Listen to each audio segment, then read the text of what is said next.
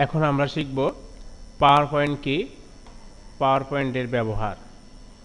আমরা power point programme সম্পর্কে অনেকে শুনেছি, অর্থাৎ যে প্রোগ্রামের সাহায্যে লেখা, ছবি, ভিডিও, অডিও, গ্রাফ ইত্যাদি সমন্বয়ে আকর্ষণীয়ভাবে তথ্যাদি উপস্থাপন করা যায় তাকে পাওয়ার পয়েন্ট প্রোগ্রাম বলে।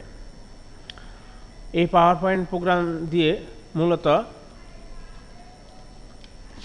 সাধারণত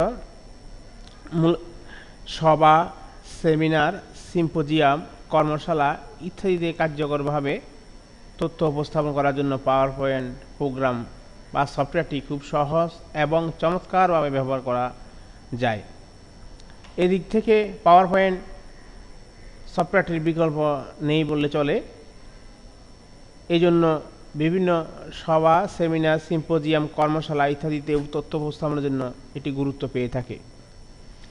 মূলত পাওয়ার পয়েন্টে ফাইলকে বলা হয় প্রেজেন্টেশন। পাওয়ার পয়েন্টের ফাইলকে বলা হয় প্রেজেন্টেশন, যেমন এমএস ওয়ার্ডের ফাইলকে ডকুমেন্ট বলা হয়। প্রেজেন্টেশনের এক একটি অংশকে স্লাইড বলা হয়। প্রেজেন্টেশনের এক একটি স্লাইডকে সাধারণত স্লাইড বলা হয়। আমরা অনেকে জানি বিভিন্ন ধরনের স্লাইড নিয়ে কাজ করা হয়, তেমনই একটি প্রেজেন্টেশনে একাধিক স্লাইড থাকে। একাধিক স্লাইড বিশিষ্ট একটি পৃষ্ঠাকে হ্যান্ডস আউট বলা হয়। পরিকল্পিতভাবে একটি পাওয়ার পয়েন্টে প্রেজেন্টেশন তৈরির জন্য খসড়া তৈরি করে নিতে হয়।